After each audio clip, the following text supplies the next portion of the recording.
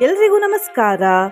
ಆಂಜನೇಯ ಸ್ವಾಮಿಯ ಈ ಮಂತ್ರವನ್ನು ಭಕ್ತಿಯಿಂದ ಕೇಳಿದ್ರೆ ನಮ್ಮ ಕುಟುಂಬದ ಎಲ್ಲಾ ಸದಸ್ಯರನ್ನು ರಕ್ಷಿಸ್ತದೆ, ಸಂಕಷ್ಟದಿಂದ ಪಾರು ಮಾಡ್ತದೆ, ಅಡೆತಡೆಯಿಲ್ಲದ ಸುಖ ಜೀವನ ನಮಗೆ ಕೊಡ್ತದೆ, ನವಗ್ರಹ ದೋಷವನ್ನು ಪರಿಹರಿಸ್ತದೆ. ಈ ಮಂತ್ರವನ್ನು ಪ್ರತಿದಿನ ಬೆಳಿಗ್ಗೆ ಕೇಳಿದ್ರೆ ಮನಸ್ಸಿನ ಚಿಂತೆಗಳು ದೂರವಾಗಿ ದಿನಪೂರ್ತಿ ಸುಗಮವಾಗಿ ನಡೀತದೆ. ಇಷ್ಟೇ ಅಲ್ಲದೆ ಜೀವನದಲ್ಲಿ ಸಮೃದ್ಧಿ ಹಾಗೂ ಮನಸ್ಸಿಗೆ ಶಾಂತಿ ಲಭಿಸ್ತದೆ, ಭಯ ನಾಶವಾಗ್ತದೆ ಮತ್ತು ದುಷ್ಟಶಕ್ತಿಗಳು ಮನೆಯಿಂದ, ಜೀವನದಿಂದ ಹಾಗೂ ಮನೆಯ ಪರಿಸರದಿಂದ ದೂರ ಆಗ್ತವೆ. ಮಂತ್ರ ಕೇಳುವ ಮುಂಚೆ ನಾವು ಆಂಜನೇಯ ಸ್ವಾಮಿಗಳಿಂದ ಏನು ಕಲಿಯಬೇಕು ಅಂತ ತಿಳ್ಕೊಳ್ಳುವ. ಶ್ರೀ ವಿಷ್ಣು ದೇವರು ರಾಮ ಅವತಾರ ತಗೊಳ್ಳಿಕ್ಕಿರುವಾಗ ಕೆಲವು ದೇವತೆಗಳು, ಕೆಲವು ಆತ್ಮಗಳು ರಾಮದೇವರಿಗೆ ಸಹಾಯ ಮಾಡಲಿಕ್ಕೆ ಮುಂದೆ ಬಂದ್ರು. ಹಾಗೆ ಸಹಾಯ ಮಾಡಲಿಕ್ಕೆ ಬಂದವರಲ್ಲಿ ಆಂಜನೇಯ ಸ್ವಾಮಿಗಳು ಕೂಡ ಒಬ್ರು. ಆಂಜನೇಯ ಸ್ವಾಮಿ ಅತ್ಯಂತ ಶಕ್ತಿಶಾಲಿ ದೇವರು. ಅವರ ಬಳಿ ಶ್ರೇಷ್ಠ ಸಿದ್ಧಿಗಳಾದ ಅಷ್ಟಸಿದ್ಧಿ ಮತ್ತು ನವನಿಧಿಗಳಿವೆ. ಸಾಮಾನ್ಯವಾಗಿ ಯಾರು ಶಕ್ತಿಶಾಲಿಗಳಾಗಿರ್ತಾರೋ ಅವರಿಗೆ ಜಾಸ್ತಿ ಅಹಂಕಾರವಿರ್ತದೆ. ಆದರೆ ಆಂಜನೇಯ ಸ್ವಾಮಿಗಳ ವಿಚಾರದಲ್ಲಿ ಹಾಗೆ ಅಲ್ಲ. ಅವರು ಪರಬ್ರಹ್ಮ ರಾಮದೇವರ ಭಕ್ತರಾದ್ರು ಮತ್ತು ಅವರ ಸೇವೆ ಮಾಡಿ ಚಿರಂಜೀವತ್ವದ ವರದಾನವನ್ನು ಪಡ್ಕೊಂಡ್ರು. ಅದೇ ರೀತಿ ನಾವು ಕೂಡ ನಮ್ಮ ಬಳಿ ಎಷ್ಟೇ ವಿದ್ಯೆ ಇದ್ರೂ, ಎಷ್ಟೇ ಹಣವಿದ್ರೂ, ಎಷ್ಟೇ ಪವರ್ ಇದ್ರೂ ಅಹಂಕಾರ ತೋರಿಸದೆ ಸದಾ ದೇವರ ಭಕ್ತಿ ಮಾಡಬೇಕು. ನಿನ್ನೆ ನಾನು ಕೇಳಿದ ಪ್ರಶ್ನೆ, ಇದರಲ್ಲಿ ಯಾವುದು ಮಹಾಲಕ್ಷ್ಮಿ ತಾಯಿಯ ಹೆಸರಲ್ಲ ಅಂತ. ಈ ಪ್ರಶ್ನೆಗೆ ಸರಿ ಉತ್ತರ ಡಿ. ಶಾರದೆ. ಸರಿ ಉತ್ತರ ಕೊಟ್ಟವರಲ್ಲಿ ಒಬ್ಬರ ಹೆಸರು ಶಶಿಕಲಾ ಶ್ರೀನಿವಾಸ ಮೂರ್ತಿ. ಶಶಿಕಲಾ ಶ್ರೀನಿವಾಸ ಮೂರ್ತಿಯವರೇ ಸದಾ ಭಕ್ತಿ ಮಾಡಿ ಮತ್ತು ಈ ಮಂತ್ರವನ್ನು ಪ್ರತಿದಿನ ಬೆಳಿಗ್ಗೆ ಕೇಳಿ ಅಂತ ಹೇಳ್ತಾ ಇವತ್ತಿನ ಪ್ರಶ್ನೆಯನ್ನು ನೋಡುವ. ಆಂಜನೇಯ ಸ್ವಾಮಿಯ ತಾಯಿಯ ಹೆಸರೇನು? A. Lalitadevi, B. Anjani Devi, C. Keertidadevi, D. Rohini Devi. ಈ ಪ್ರಶ್ನೆಗೆ ಸರಿ ಉತ್ತರ ಕೊಟ್ಟವರಲ್ಲಿ ಒಬ್ಬರ ಹೆಸರನ್ನು ನಾಡಿನ ವಿಡಿಯೋದಲ್ಲಿ ಹೇಳ್ತೇನೆ. ಬನ್ನಿ ಈಗ ಈ ಶಕ್ತಿಶಾಲಿ ಆಂಜನೇಯ ಸ್ವಾಮಿ ಮಂತ್ರವನ್ನು 108 ಬಾರಿ ಭಕ್ತಿಯಿಂದ ಕೇಳುವ. ಅದಕ್ಕಿಂತ ಮುಂಚೆ ಜೈ ಆಂಜನೇಯ ಅಂತ ಕಮೆಂಟ್ ಮಾಡಿ, ಚಾನಲಿಗೆ ಹೊಸಬ್ರಾಗಿದ್ರೆ ಚಾನಲನ್ನು ಸಬ್ಸ್ಕ್ರೈಬ್ ಮಾಡಿ, ಹತ್ರ ಇರುವ ಬೆಲ್ ಬಟನ್ ಪ್ರೆಸ್ ಮಾಡಿ, ಆಲ್ ಅನ್ನೋ ಆಪ್ಷನ್ ಅನ್ನು ಸಿಲೆಕ್ಟ್ ಮಾಡಿ. ಪಂಚಾನನಾಯ ಭೀಮಾಯ ಕಾಲನೇಮಿಹರಾಯ ಚ ಕೌಂಡಿನ್ಯ ಗೋತ್ರ ಜಾತಾಯ ಆಂಜನೇಯಾಯ ಮಂಗಲಂ. ಪಂಚಾನನಾಯ ಭೀಮಾಯ ಕಾಲನೇಮಿಹರಾಯ ಚ ಕೌಂಡಿನ್ಯ ಗೋತ್ರ ಜಾತಾಯ ಆಂಜನೇಯಾಯ ಮಂಗಲಂ. ಪಂಚಾನನಾಯ ಭೀಮಾಯ ಕಾಲನೇಮಿಹರಾಯ ಚ ಕೌಂಡಿನ್ಯ ಗೋತ್ರ ಜಾತಾಯ ಆಂಜನೇಯಾಯ ಮಂಗಲಂ. ಪಂಚಾನನಾಯ ಭೀಮಾಯ ಕಾಲನೇಮಿಹರಾಯ ಚ ಕೌಂಡಿನ್ಯ ಗೋತ್ರ ಜಾತಾಯ ಆಂಜನೇಯಾಯ ಮಂಗಲಂ. ಪಂಚಾನನಾಯ ಭೀಮಾಯ ಕಾಲನೇಮಿಹರಾಯ ಚ ಕೌಂಡಿನ್ಯ ಗೋತ್ರ ಜಾತಾಯ ಆಂಜನೇಯಾಯ ಮಂಗಲಂ.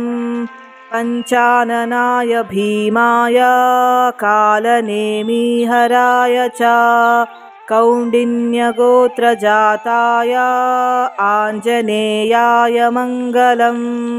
ಪಂಚಾನನಾಯ ಭೀಮಾಯ ಕಾಲನೇಮಿಹರಾಯ ಚ ಕೌಂಡಿನ್ಯ ಗೋತ್ರ ಜಾತಾಯ ಆಂಜನೇಯಾಯ ಮಂಗಲಂ. ಪಂಚಾನನಾಯ ಭೀಮಾಯ ಕಾಲನೇಮಿಹರಾಯ ಚ ಕೌಂಡಿನ್ಯ ಗೋತ್ರ ಜಾತಾಯ ಆಂಜನೇಯಾಯ ಮಂಗಲಂ. ಪಂಚಾನನಾಯ ಭೀಮಾಯ ಕಾಲನೇಮಿಹರಾಯ ಚ ಕೌಂಡಿನ್ಯ ಗೋತ್ರ ಜಾತಾಯ ಆಂಜನೇಯಾಯ ಮಂಗಲಂ. ಪಂಚಾನನಾಯ ಭೀಮಾಯ ಕಾಲನೇಮಿಹರಾಯ ಚ ಕೌಂಡಿನ್ಯ ಗೋತ್ರ ಜಾತಾಯ ಆಂಜನೇಯಾಯ ಮಂಗಲಂ. पञ्चाननाय भीमाय कालनेमिहराय च कौण्डिन्यगोत्रजाताय आञ्जनेयाय मङ्गलम् पञ्चाननाय भीमाय कालनेमिहराय च कौण्डिन्यगोत्रजाताय आञ्जनेयाय मङ्गलम् पञ्चाननाय भीमाय कालनेमिहराय च कौण्डिन्यगोत्रजाताय आञ्जनेयाय मङ्गलम् पञ्चाननाय भीमाय कालनेमिहराय च कौण्डिन्यगोत्रजाताय आञ्जनेयाय मङ्गलम् पञ्चाननाय भीमाय कालनेमिहराय च कौण्डिन्यगोत्रजाताय आञ्जनेयाय मङ्गलम् पञ्चाननाय भीमाय कालनेमिहराय च कौण्डिन्यगोत्रजाताय आञ्जनेयाय मङ्गलम् पञ्चाननाय भीमाय कालनेमिहराय च कौण्डिन्यगोत्रजाताय आञ्जनेयाय मङ्गलम् पञ्चाननाय भीमाय कालनेमिहराय च कौण्डिन्यगोत्रजाताय आञ्जनेयाय मङ्गलम् पञ्चाननाय भीमाय कालनेमिहराय च कौण्डिन्यगोत्रजाताय आञ्जनेयाय मङ्गलम् पञ्चाननाय भीमाय कालनेमिहराय च कौण्डिन्यगोत्रजाताय आञ्जनेयाय मङ्गलम् पञ्चाननाय भीमाय कालनेमिहराय च कौण्डिन्यगोत्रजाताय आञ्जनेयाय मङ्गलम् पञ्चाननाय भीमाय कालनेमिहराय च कौण्डिन्यगोत्रजाताय आञ्जनेयाय मङ्गलम् पञ्चाननाय भीमाय कालनेमिहराय च कौण्डिन्यगोत्रजाताय आञ्जनेयाय मङ्गलम् पञ्चाननाय भीमाय कालनेमिहराय च कौण्डिन्यगोत्रजाताय आञ्जनेयाय मङ्गलम् पञ्चाननाय भीमाय कालनेमिहराय च कौण्डिन्यगोत्रजाताय आञ्जनेयाय मङ्गलम् पञ्चाननाय भीमाय कालनेमिहराय च कौण्डिन्यगोत्रजाताय आञ्जनेयाय मङ्गलम् पञ्चाननाय भीमाय कालनेमिहराय च कौण्डिन्यगोत्रजाताय आञ्जनेयाय मङ्गलम् पञ्चाननाय भीमाय कालनेमिहराय च कौण्डिन्यगोत्रजाताय आञ्जनेयाय मङ्गलम् पञ्चाननाय भीमाय कालनेमिहराय च कौण्डिन्यगोत्रजाताय आञ्जनेयाय मङ्गलम् पञ्चाननाय भीमाय कालनेमिहराय च कौण्डिन्यगोत्रजाताय आञ्जनेयाय मङ्गलम् पञ्चाननाय भीमाय कालनेमिहराय च कौण्डिन्यगोत्रजाताय आञ्जनेयाय मङ्गलम् पञ्चाननाय भीमाय कालनेमिहराय च कौण्डिन्यगोत्रजाताय आञ्जनेयाय मङ्गलम् पञ्चाननाय भीमाय कालनेमिहराय च कौण्डिन्यगोत्रजाताय आञ्जनेयाय मङ्गलम् पञ्चाननाय भीमाय कालनेमिहराय च कौण्डिन्यगोत्रजाताय आञ्जनेयाय मङ्गलम् पञ्चाननाय भीमाय कालनेमिहराय च कौण्डिन्यगोत्रजाताय आञ्जनेयाय मङ्गलम् पञ्चाननाय भीमाय कालनेमिहराय च कौण्डिन्यगोत्रजाताय आञ्जनेयाय मङ्गलम्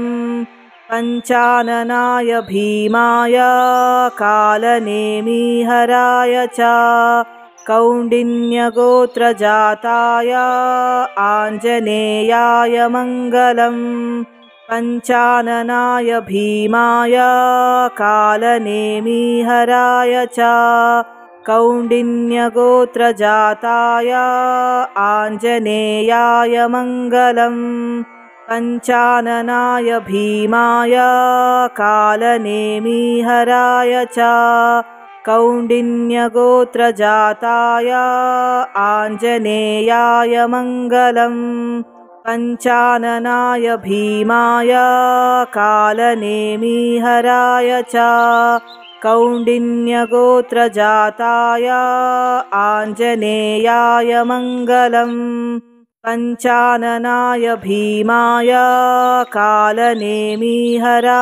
च कौण्डिन्यगोत्रजाताय आञ्जनेयाय मङ्गलम् पञ्चाननाय भीमाय कालनेमिहराय च कौण्डिन्यगोत्रजाताय आञ्जनेयाय मङ्गलम् पञ्चाननाय भीमाय कालनेमिहराय च कौण्डिन्यगोत्रजाताय आञ्जनेयाय मङ्गलम् पञ्चाननाय भीमाय कालनेमिहराय च कौण्डिन्यगोत्रजाताय आञ्जनेयाय मङ्गलम् पञ्चाननाय भीमाय कालनेमिहराय च कौण्डिन्यगोत्रजाताय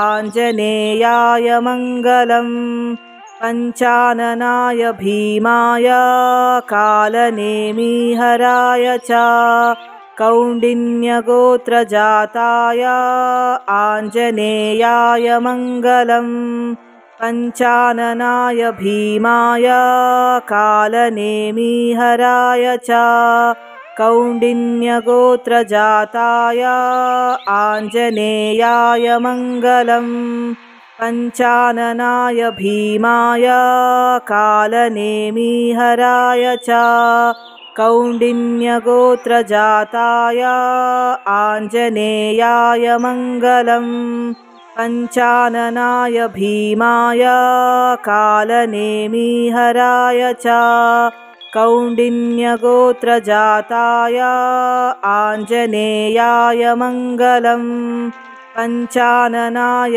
भीमाय कालनेमिहराय च कौण्डिन्यगोत्रजाताय आञ्जनेयाय मङ्गलम् पञ्चाननाय भीमाय कालनेमिहराय च कौण्डिन्यगोत्रजाताय आञ्जनेयाय मङ्गलम् पञ्चाननाय भीमाय कालनेमिहराय च कौण्डिन्यगोत्रजाताय आञ्जनेयाय मङ्गलम् पञ्चाननाय भीमाय कालनेमिहराय च कौण्डिन्यगोत्रजाताय आञ्जनेयाय मङ्गलम् पञ्चाननाय भीमाय कालनेमिहराय च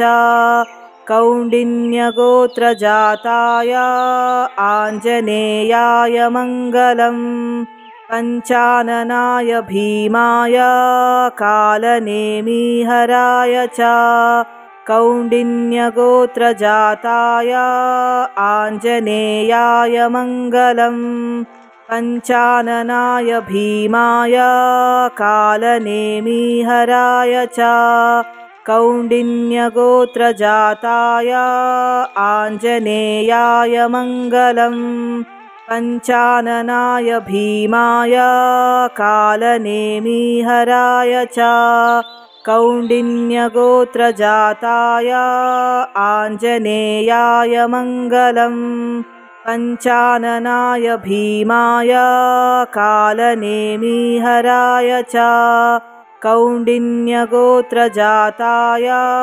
आञ्जनेयाय मङ्गलम् पञ्चाननाय भीमाय कालनेमिहराय च कौण्डिन्यगोत्रजाताय आञ्जनेयाय मङ्गलम् पञ्चाननाय भीमाय कालनेमिहराय च कौण्डिन्यगोत्रजाताय आञ्जनेयाय मङ्गलम् पञ्चाननाय भीमाय कालनेमिहराय च कौण्डिन्यगोत्रजाताय आञ्जनेयाय मङ्गलम् पञ्चाननाय भीमाय कालनेमिहराय च कौण्डिन्यगोत्रजाताय आञ्जनेयाय मङ्गलम् पञ्चाननाय भीमाय कालनेमिहराय च कौण्डिन्यगोत्रजाताय आञ्जनेयाय मङ्गलम् पञ्चाननाय भीमाय कालनेमिहराय च कौण्डिन्यगोत्रजाताय आञ्जनेयाय मङ्गलम् पञ्चाननाय भीमाय कालनेमिहराय च कौण्डिन्यगोत्रजाताय आञ्जनेयाय मङ्गलम् पञ्चाननाय भीमाय कालनेमिहराय च कौण्डिन्यगोत्रजाताय आञ्जनेयाय मङ्गलम् पञ्चाननाय भीमाय कालनेमिहराय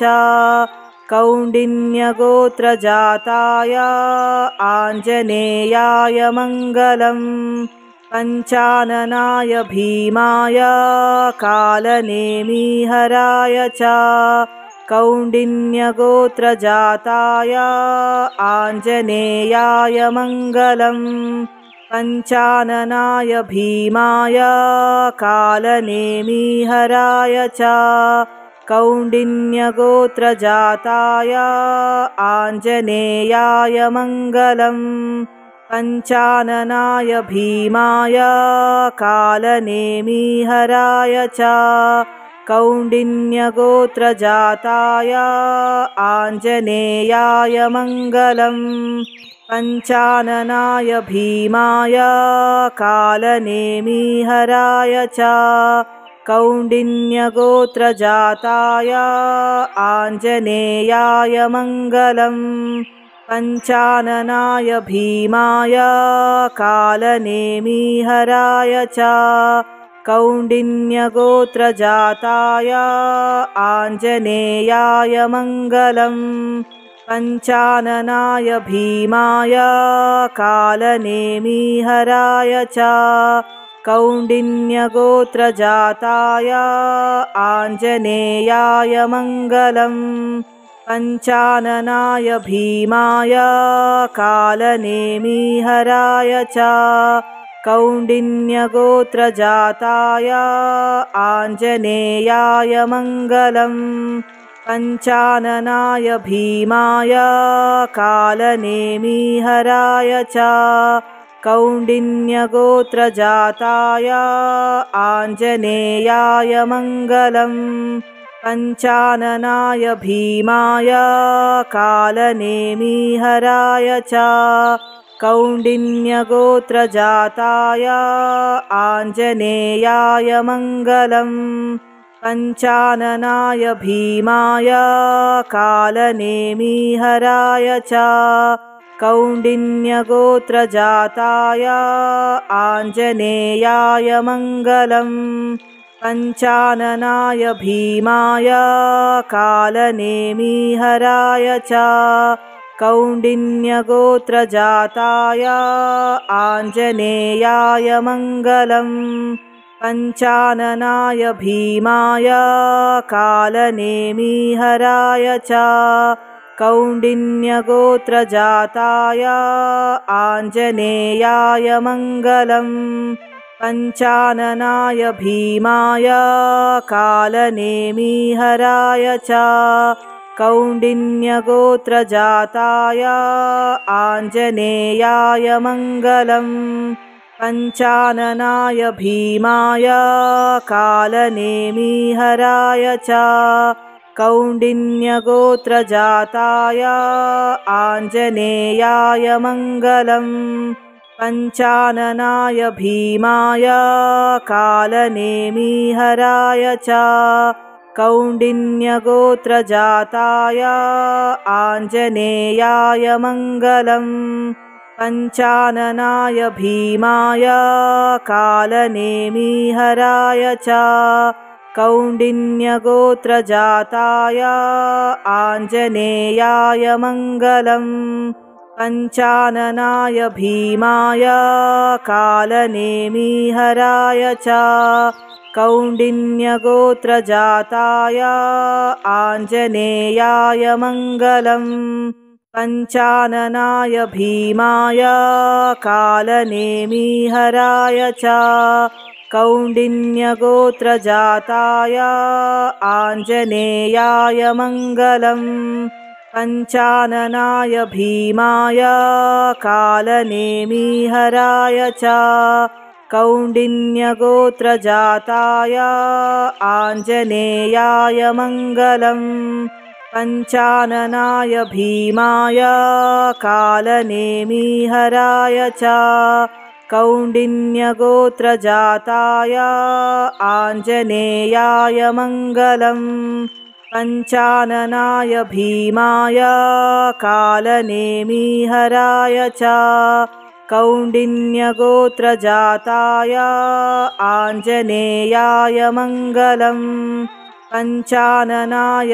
भीमाय कालनेमिहराय च कौण्डिन्यगोत्रजाताय आञ्जनेयाय मङ्गलम् पञ्चाननाय भीमाय कालनेमिहराय च कौण्डिन्यगोत्रजाताय आञ्जनेयाय मङ्गलम् पञ्चाननाय भीमाय कालनेमिहराय च कौण्डिन्यगोत्रजाताय आञ्जनेयाय मङ्गलम् पञ्चाननाय भीमाय कालनेमिहराय च कौण्डिन्यगोत्रजाताय आञ्जनेयाय मङ्गलम् पञ्चाननाय भीमाय कालनेमिहराय च कौण्डिन्यगोत्रजाताय आञ्जनेयाय मङ्गलम् पञ्चाननाय भीमाय कालनेमिहराय च कौण्डिन्यगोत्रजाताय आञ्जनेयाय मङ्गलम् पञ्चाननाय भीमाय कालनेमिहराय च कौण्डिन्यगोत्रजाताय आञ्जनेयाय मङ्गलम् पञ्चाननाय भीमाय कालनेमिहराय च कौण्डिन्यगोत्रजाताय आञ्जनेयाय मङ्गलम् पञ्चाननाय भीमाय कालनेमिहराय च कौण्डिन्यगोत्रजाताय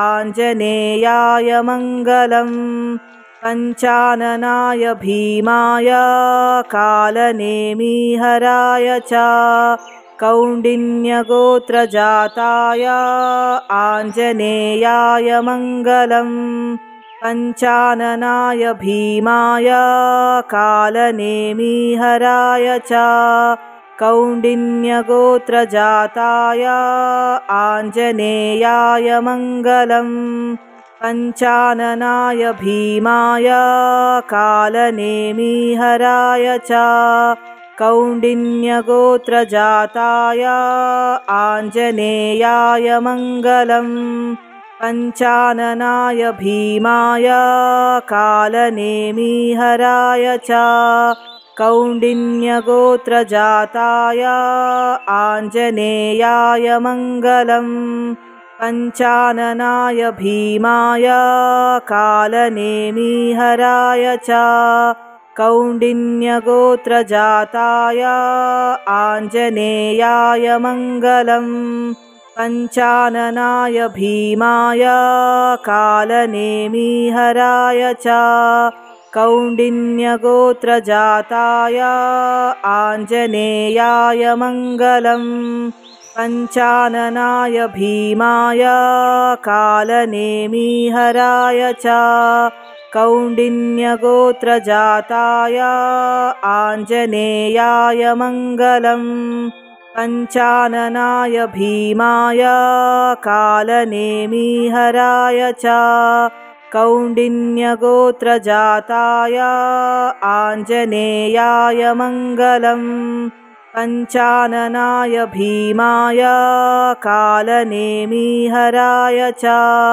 कौण्डिन्यगोत्रजाताय आञ्जनेयाय मङ्गलम् पञ्चाननाय भीमाय कालनेमिहराय च कौण्डिन्यगोत्रजाताय आञ्जनेयाय मङ्गलम् पञ्चाननाय भीमाय कालनेमिहराय च कौण्डिन्यगोत्रजाताय आञ्जनेयाय मङ्गलम्।